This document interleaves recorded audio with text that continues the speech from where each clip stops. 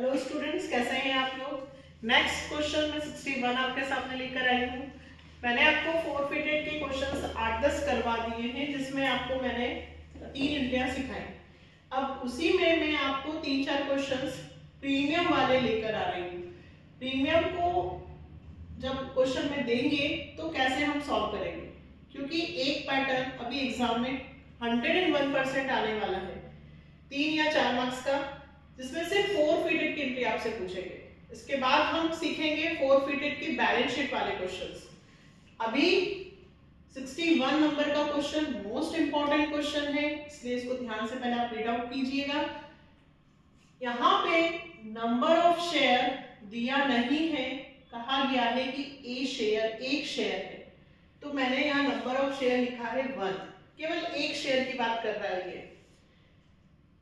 एक शेयर जिसकी वैल्यू कितनी थी 100 रुपए, एक शेयर जिसकी वैल्यू कितनी थी 100 रुपए। अभी हमने सिर्फ 80 ही मांगे हैं।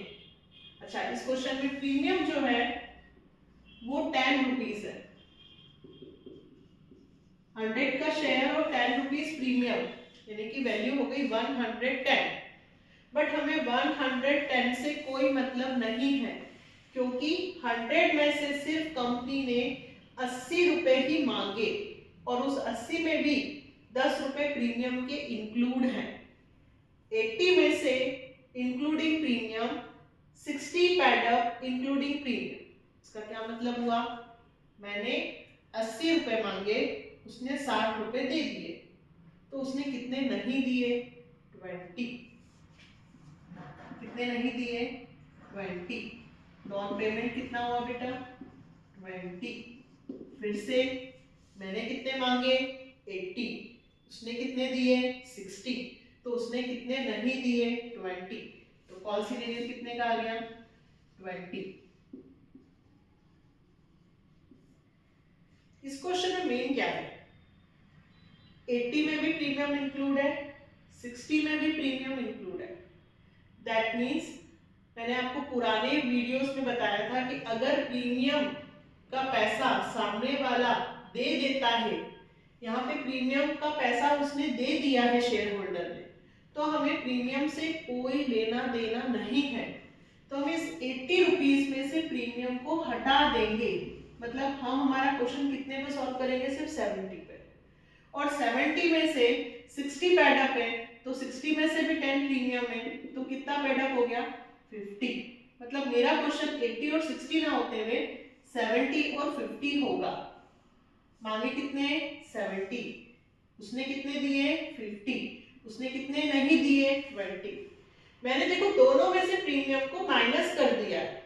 क्यों, क्योंकि जब हम फोरफिटेड की एंट्री बनाएंगे, equity share capital account debit to calls in area to share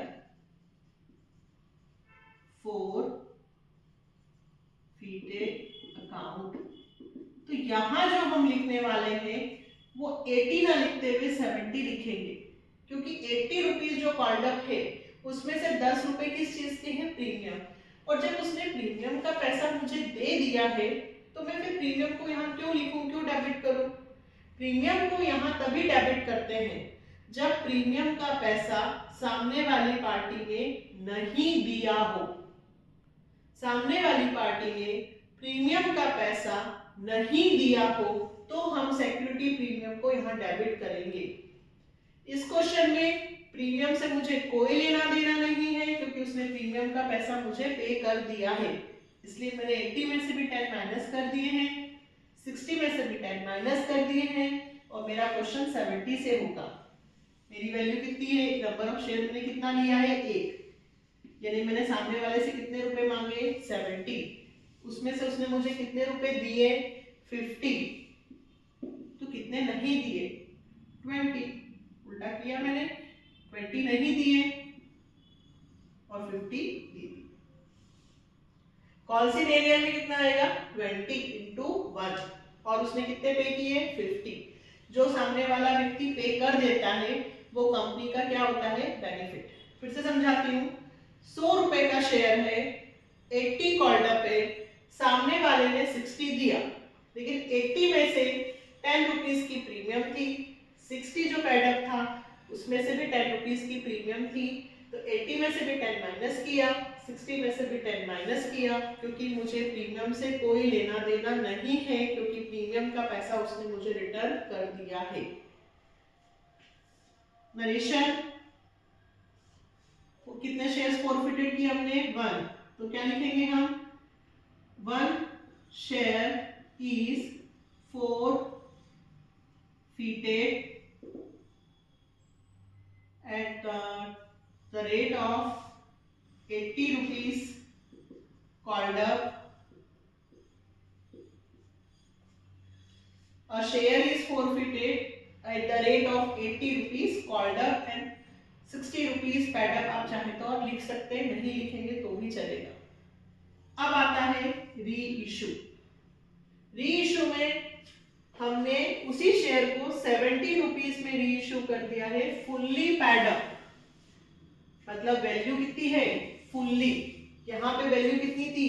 80, लेकिन अब मैंने वर्ड वहां लिखा है फुल्ली पेड अप, मतलब जो शेयर की वैल्यू 80 कॉल्ड अप थी, मैंने 70 से किया था, अब उसकी वैल्यू फुल्ली पेड अप हो गई है, मतलब अब bank account debit to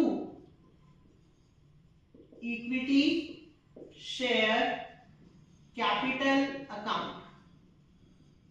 fully paid up मतलब एक शेयर की वैल्यू जो 70 थी, वो एक शेयर की वैल्यू फुल्ली पेड अप, मतलब अब ओरिजिनल वैल्यू फेस वैल्यू लिखेंगे 100। जो 70 का शेयर था वो 100 का हो गया है, और 100 का शेयर हमने 70 रुपीज में री इशू किया। 100 रुपीज का शेयर हमने कितने में सेल किया है बेटा? 70। तो यहाँ पे कंपनी को कितने रुपए का नुकसान हुआ? शेयर forfeited अकाउंट डेबिट कितने का? 30। नरेशन आप लोगों के लिए छोड़ रही हूँ, वही लिख दीजिएगा क्वेश्चन में से। 1 शेयर इज री issued 70 rupees fully paid up. 1 share is री issued 70 rupees fully paid up. Narration आप लिखेंगे। अब सुनिए, हमने एक शेयर को फॉरफिटेड किया, उस शेयर को हमने री इशू किया। अब यहाँ पे भी वैल्यू एक शेयर ही है, यहाँ पे भी वैल्यू एक शेयर ही है, तो यहाँ पे फॉर्मूला लगेगा क्या? नहीं।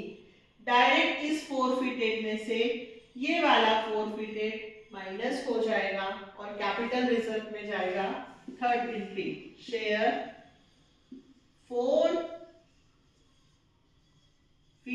Account debit to capital reserve account. कितने रुपए जाएंगे बेटा?